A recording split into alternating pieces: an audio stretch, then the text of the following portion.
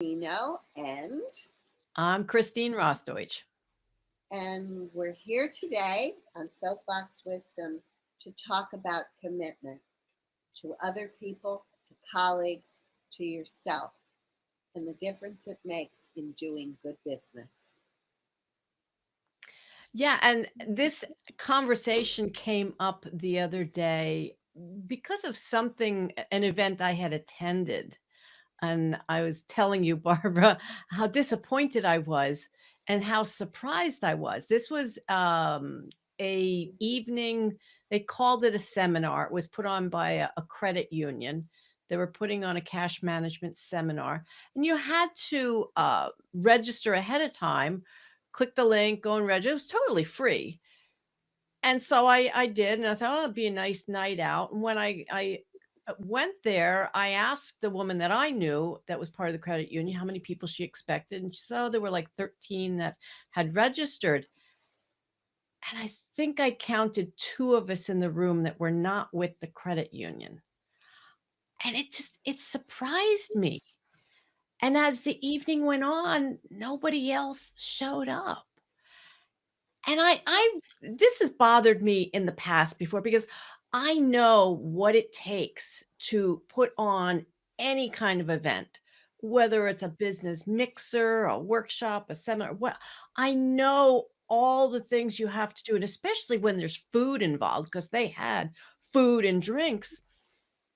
And but I also know how easy it is to say yes to something, and then the time comes and it's like, yeah, I don't think I'm gonna go, So, I I know I've been guilty of that myself, but m I don't want maybe I was wrong in those situations myself, but it wasn't situations, like this. It was more of just show up, and if you wanted to purchase something to eat or drink, you could. It's like, so it wasn't as though somebody was planning on the food and whatnot.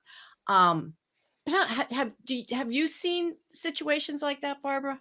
Many a time, and I see it more, I think, in the evening events, which I assume happens because people go through their day and they're all charged up maybe at the beginning of the day that they're going to go to this, that, or the other event. And then come 5 o'clock, the energy levels wear down. But Mhm. unfortunately, that can be cumulative, just like there were only 2 people out of the credit union. If everybody gets too tired to attend, then where are you? And it Yeah. really leaves the person sponsoring the event, if they've thrown some money in to put an event on, it Yeah. really leaves them holding the bag financially. Yeah. And I think this is my thought, because I know how my thought patterns of, "Oh, if I don't go, it's okay. All those other people are gonna go Yeah. too." But we don't realize that, what if everybody else is saying the same thing? And that is more likely than not.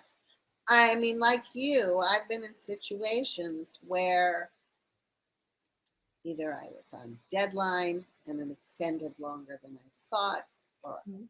my energy level was so depleted. I mean, I've been guilty of doing it too. Um, I've always called up and apologized, but still, that doesn't fill a vacant slot. It's Yeah. really something to think about before you commit. The front end planning and the front end thinking. Mhm. Evaluate your options. Yeah. It surprised me that the people didn't show up because I didn't I felt that I could be certain that there was not going to be it's not a sales pitch. It's come learn about the credit union, listen to their presentation, and they even listed in what was taking place at night and after the presentation, more networking time, and I'm like, networking? I want to meet people. Um, so it surprised me if people thought about it, oh, well, I'm not going to go. Oh, there's going to be a sales pitch, because sometimes at events you do have that, and people find it hard to say no. So instead of saying no, they just don't go, you know?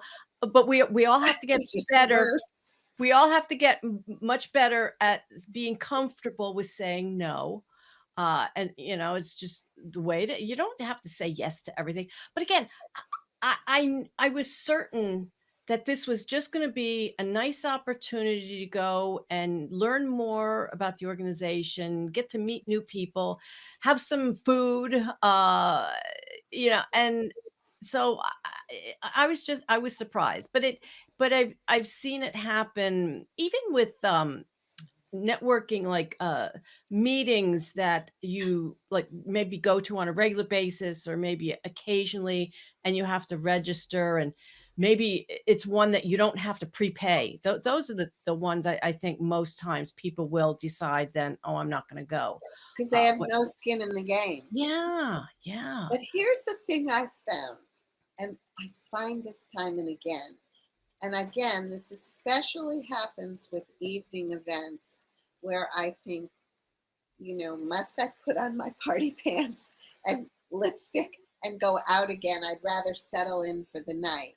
And 9 times out of 10, when I get to the event that I thought was going to take me, and maybe on the front end, did take me a lot of extra energy to attend, I end up having the best time. And oftentimes, I'm one of the last, if not the last person to leave. So that's a good reminder that the things that you sometimes reject turn out to be the best and the most profitable in terms of who you meet, the most productive. So if you look at it as an adventure or an opportunity, there's a stimulus and a motivator to go. Mhm. Yeah, yeah. No, and I'm right there with you. I've been known to close places down because I'm Isn't it one of those. lovely? I love Yeah. to close places down. Something else just came to mind about in this realm of commitment to attending events, and I know I'm not the only one that has said it, is, what waiting to see if there's something better, oh, and if they don't show up, oh, is there something better to attend? And I don't know if I'm right or not on that one, but the thought goes through my head, and I know other people have said it too. Well, even though with, getting registrations for events, and they might be slow to come in, and it's like, what, are they waiting to see if there's something better at that time? That's a really interesting thought because I, to bring feelings into this, if you are the person planning the event and there's a ton of no shows, it's got to create a little bit of a sting. Mm, And, you know, maybe we all, in addition to learning how to say no, if we really are undecided or think we probably won't want to go, maybe we all have to learn how to walk in another person's shoes and think of, well, what if I were the host? mhm, How would I feel if 5 people who said they'd come didn't show? What was the reason? Was there something better? Didn't mhm. they think I'd put on a good enough event? I know we're all supposed to have strong shoulders and nerves of steel, but we are all human. And it can make us feel a little lacking in confidence or insignificant or even sad. So I think on the front end, we all have to decide how the person giving an event would feel. And by doing that, that might be a motivator for us to follow through on our commitment. Well, and I believe that we need to take a moment or 2 before we say yes. Now, when you're online and you see maybe you see something on social media, "Oh, just click here and register," and it goes so quickly. Yeah, sure, just click that link and put your name and email address in there, and boy, now you're registered. Well, maybe we need to take more time and think, and check your calendar first, you know? Yeah, I that's mean, because also a very good idea. I think sometimes that's the issue. "Oh, geez, I was double booked, I didn't realize it." Well, okay, check your calendar first. check with the family if it's at family time to make sure that nothing's going on, but think about it before you quickly respond and say, "Oh, yeah, sure, I'll register for that." Well, That that's that whole FOMO thing, isn't it? The fear of missing out and all the stuff in your inbox and thinking you should do this and you should do that. And we Mhm. do tend to click yes or register here. And again, there's no forethought. Yeah. And we can avoid some of this lack of commitment by assessing the opportunity, our time frame, what else we have going on with family or work at that time Mhm. Yeah. before we hit yes. Yeah. Well, and another area that I see a need to think before you say yes is if you're in an organization and you have committees and stuff going on, and somebody says, "Hey, Barbara, can you help us on such and such committee?" And they might give you two quick lines of what is expected, but you don't grasp really what the commitment is, how much time it's going to take. And then time goes on, and maybe you don't do exactly what you had committed to. Well, I think there's two aspects there, though, too. The person doing the asking really needs to be clear, I think, on what is expected. And you need to Absolutely. really understand what is fully. So Absolutely. again, think about it because, and I feel good. Years ago, people would ask me to do things. Yes, I'm going to do it. Yes, I'm going to do it. Now, no, I take the time to think about what the full commitment is, and I've said no to some things. Uh, And but I really think that's important. And communication is important in commitment, just what you said. The clarity of the person asking what actually is involved. Oh, it's not too much. And then it turns out to be 10 tasks on a regular basis, for example. So they Mhm, have to be clear and fair and honest when asking. And even if you need a night to sleep on it, ask for that night. And again, assess very carefully, ask questions if you don't understand. Make sure you and the person asking are on the same page because at the end of the day, that will make a difference in how well you follow through on your responsibility, the responsibility of the commitment, and are fair to everyone else on the team. yeah, and you want to avoid that friction in the future. Maybe the person that did the asking is upset with the person not doing what they said that they would do. But then that person is saying, "But geez, I didn't realize what the full commit." Now they're asking, and maybe you're thinking that they're asking you to do more than original, so that there's friction that's going to start to well up. And that's the demise of too many organizations because of the Absolutely. miscommunication. Yeah. And it cuts into relationships. And it Mhm. also makes you an unhappy camper because I also think when, even if you talk yourself into the fact that, oh, I don't have to do this or that, it's asking too much, whatever reason you come up with, it inevitably leaves you with a little bit of a knot at the pit of your stomach because deep down, Mhm. you know you're falling short of what you said you would do. So there are no winners in the situation, no winners at all. Right, right. So it's, gotta be clear. I've realized in these last few years, communication is critical, and it's kind of a side interest of mine of learning how to be better at clear communication. I think there's a need across the board in everything in life about being clear in communication. Well, personally, well, we won't even go there, but What, as a communicator for my life's work, I so support that.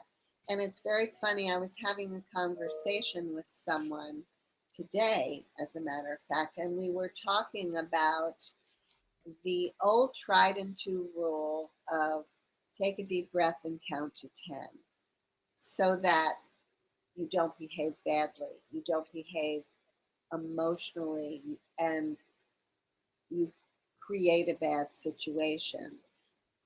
Not bad to employ that rule. Take a deep breath and count to 10. before you utter the word yes, any of it. Just be sure before you commit. It's key. Right. But there's something else too. Who else do we have to commit to? I to you to me, us to organizations to which we belong. Mhm. But we have to commit to not to ourselves, to number Mhm. one. How about those commitments that fall short? That's a Mm. problem too, talking about the knot in the pit of your stomach. When you don't follow through on what you say you're going to do, that makes you feel not so good about you. Right. Oh, that's a very good point, Barbara. Thank you for bringing that up. Absolutely. When you think of all the things you have to do in your business, and even just maybe the to-do list that you make, and you end the day, and it's like, well, didn't get half my list done. I Yeah. mean, and there's other things that have to go along with whether you get everything done or not. Well, but the big thing is when you commit to doing certain things for your business and then you don't do them, there's something else going on there. And like you say, it doesn't feel good.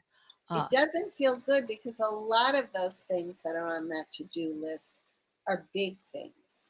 yeah. Maybe you have to adopt and learn a new technology that will make your marketing more efficient and effective. Mhm, Maybe you have to pick up the phone and do have an extra conversation with someone who you met at a networking event and there was interest between you and you feel that you ought to follow through on that interest by dropping them a line, sending them a mhm, newspaper article, sending them a book review about something you talked about. Those things can be crucial aspects to growing your business. mhm, So when you fail on that commitment to yourself to do those things, it doesn't feel good. And the ramifications can be great. You mhm. postpone things, you procrastinate, you don't do something you were going to do on Thursday till 10 Thursdays from now. That could make a difference in opportunities for you to grow your business. These are all the things you have to think about. Mhm. And Well, again, don't you think you have to assess? Not, you talked about the to do list. You could have a to do list like this. Maybe that's an unrealistic to do mhm, list. Maybe less is more. And so that you can really, that you're choosing your commitments effectively and efficiently, and that you actually are in a position, you position yourself really to be able to follow through.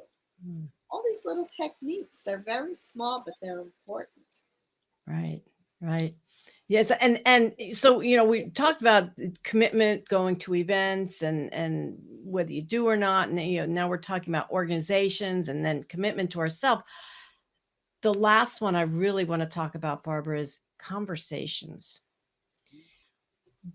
And what I'm referring to here is, if I reach out to you and say, "Barbara, I'd like to talk, I have some questions for you." You respond to me, maybe it's an email or text message, voicemail, you reach back to me, and then I ghost you. For whatever, I don't know why. I wouldn't ghost you, Barbara. I wouldn't do that to you, honest.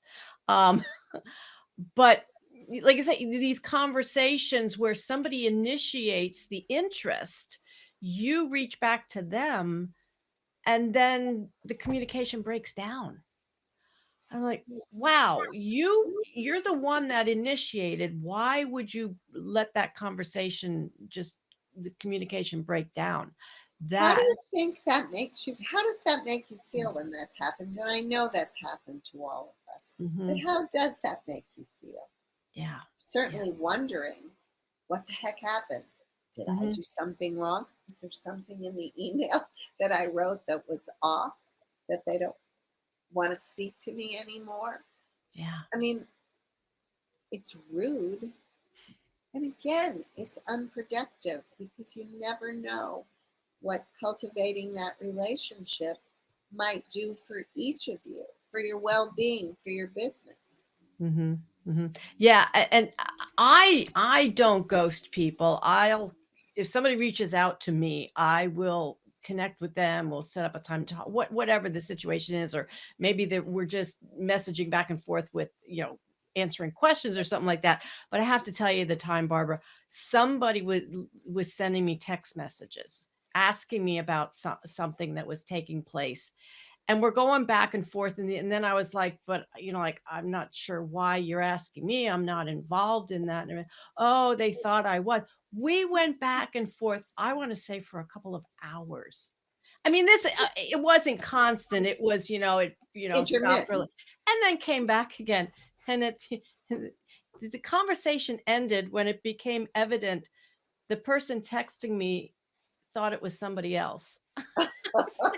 That's And then they actually funny. It's in a bizarre way. That's And actually then it stopped. I'm like, "Okay, don't wanna talk to me." that's funny. Now the cool ending to that would be if they discovered that you were the wrong person, but they pursued you anyway. They kind of went along with the fun of it and said, "Well, okay, my bad. This is a mistake. But who are you? What do you do?" And maybe you Well, could no, have I a shouldn't good say. I mean, conversation. they knew who, and that was the the person knew me. I was in their phone, but they mislabeled, the numbers and thought I was somebody else. So they knew me. Wasn't a total stranger. So that was difficult to take. But yeah, I encourage the audience, everyone who's listening to us today, to please don't let your communication break down. Continue those conversations if you don't want to continue the conversation for whatever reason, be polite and thank the person. Don't ghost them. That's so unprofessional. Um, It is indeed, isn't it? yeah, yeah. I'd love to know what our audience is thinking about our topic today about commitment, and if they're really good on commitments in their business, and yeah, it just things, I think we need to really step up our game in general, and make sure that when we say yes to something, we mean yes. I mean, like, Conversations like this, like we're having, and I hope it makes the listeners think when they've been on either side of that, mhm, when they fail to follow through or somebody has failed to follow through with something that they've committed to them. And mhm, also, if they fail to follow through in a commitment they make to themselves, how that makes them feel and what they could do to circumvent that. Sometimes when we get these things out in the open, it makes the wheels turn, and sometimes we get so busy that we don't stop to think about this stuff because it seems so sort of everyday. But when we talk about it, we realize that we've all been part of this in one way or another. mhm. Well, and Barbara, I'd like to finish this conversation with a challenge to our listeners. I'm not big into challenges, but on this aspect, I'd like to challenge our listeners to make commitments and keep their commitments to themselves and to others, and to realize that when someone else is involved in the mix and they break that commitment, there is an effect. So There is an effect. I challenge our listeners to stay committed. It's a very good challenge for all of us. Soapbox Wisdom is hosted by brand messaging and storytelling consultant Barbara Menino and business coach and strategist Christine Rothdeutsch. You can find them online at barbaramenino.com and christinerothdeutsch.com.